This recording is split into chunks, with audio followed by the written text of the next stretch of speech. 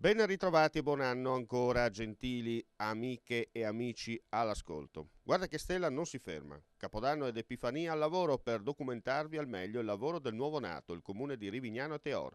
Allacciate le cinture, si parte, let's go! Allo scoccare della mezzanotte è nato il nuovo comune di Rivignano Teor, una prima volta a livello nazionale che semplifica ai cittadini molte abitudini tipiche del bel paese. La cerimonia ufficiale si è svolta il 31 dicembre nella piazza centrale di Rivignano, capoluogo del nuovo comune, alla presenza dei due sindaci uscenti, Mario Anzil e Fabrizio Mattiussi, con le rispettive giunte. Oltre 1000 persone hanno partecipato alla manifestazione tra balli, canti, gioia e un pizzico di emozione dovuta al grande evento di portata storica, come detto una prima nazionale. Fino alle elezioni in programma la prossima primavera, il nuovo nato sarà gestito dai due sindaci che hanno assunto il ruolo di commissari a gestire la fase di passaggio tra lo scioglimento dei consigli comunali e giunte fino all'insediamento della nuova squadra municipale. Un'opera portata a termine con successo nel giro di pochi anni, grazie all'impegno concreto della politica e della volontà popolare. Abbattere simbolicamente un campanile dalle nostre parti non è facile, ma Rivignano e Teor non hanno avuto grossi problemi in materia, vista la costante unione in essere da molti anni legata tra loro inscindibilmente. Il referendum del 2 dicembre 2012 in modo bulgaro ha confermato la volontà dell'unico ente. Rivignano sarà il capoluogo, ma a Teor, oltre alla nomina del prosindaco, verranno decentrati alcuni uffici comunali, equilibrando ad hoc la macchina amministrativa. Dettaglio molto importante: per i prossimi 3 anni il nuovo comune sarà escluso dalla tormentata legge del patto di stabilità. Questo consentirà di mantenere in loco alcuni tributi per la gestione e i lavori da fare sul territorio. E visti i tempi, scusate se poco.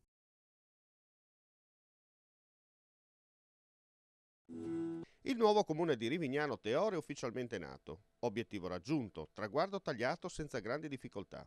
Risultato? Quello di diventare uno dei comuni meno indebitati d'Italia. I due nuovi commissari, già sindaci di Rivignano, Mario Anzil, e di Teor, Fabrizio Mattiussi, lo sanno bene.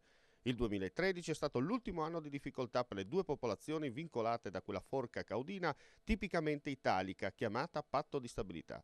Grazie al contributo di 2,5 milioni di euro che la Regione ci ha dato per la fusione, sottolinea il neocommissario Mario Anzi nella nota stampa, estingueremo con una parte i mutui, così non dovremo pagare più né rate in conto capitale né interessi. Con l'altra faremo ulteriori opere che riguarderanno il miglioramento energetico e della viabilità e il Parco dello Stella. Dal 1 gennaio per il nuovo ente e per i primi 3 anni via dai vincoli del patto di stabilità.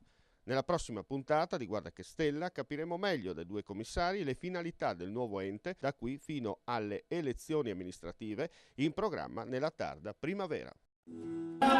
Anche questa edizione del fuoco epifanico, seppur Giove Pluvio ci ha messo come c'è lo zampino, ma a Aris la pioggia non ferma nessuno e anche questa edizione è andata. Massimo Tonizzo da qualche giorno non è più assessore, ma semplice cittadino di Aris, insomma, un grande successo come sempre. Sì, beh, la Proloco come sempre stupisce e anche in questa occasione insomma, non ha fatto altro che compiere il proprio dovere. Tra l'altro, come ho accennato durante la cena, aveva il doppio compito quest'anno: oltre che a fare il fuoco epifanico, aveva l'onere di organizzare la prima manifestazione sotto il comune di Rivignano Teor. Quindi nonostante la pioggia la Proloco ha allestito il fuoco epifanico e questa sera, devo dire con grande sorpresa, abbiamo avuto come sempre un bel afflusso di turisti, insomma di persone a vedere il nostro fuoco. Quindi poi anche la serata qui è andata molto bene con la sala piena, quindi devo dire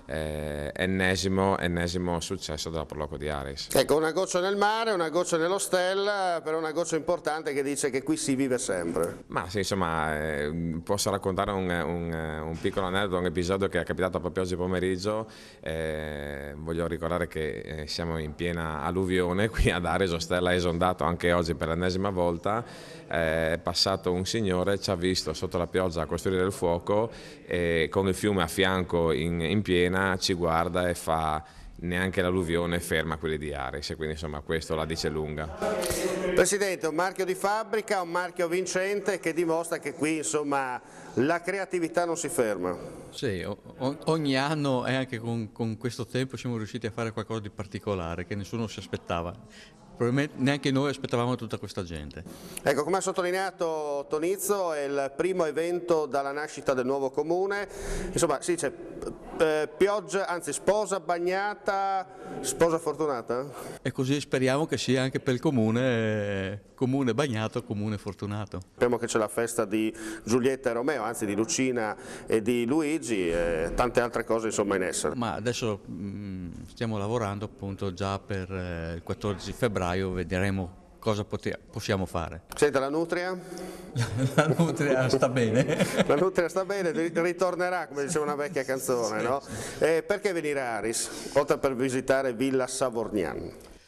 Ma per l'accoglienza che possiamo dare qua ad Aris e per il paesaggio che è stupendo.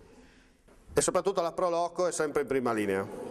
Sì, siamo qua in prima linea e oltre le linee. È la nuova Befana 2014, ci dica quali le prime emozioni a caldo. È stata letta questa sera, per un anno lei rappresenterà, gli è stato dato il Vileda, dunque di conseguenza il mocio ce l'ho a lei. Ci vuole raccontare il perché? Ma guarda, io in realtà non lo so, se la mia famiglia veramente numerosa ha barato, invece di votare uno a testa hanno votato in... Guarda, ero io in giuria e le garantisco che era il voto regolare. Ok, il voto era regolare, sarà dura veramente inventare qualcosa di particolare, però dai, ci proveremo per il prossimo anno. Ma soprattutto sei già all'opera per rappresentare degnamente questo titolo. Sì, non mi viene difficile, dai, parto avvantaggiata. Complimenti e auguri. Grazie. Grazie come sempre per l'ascolto, alla prossima.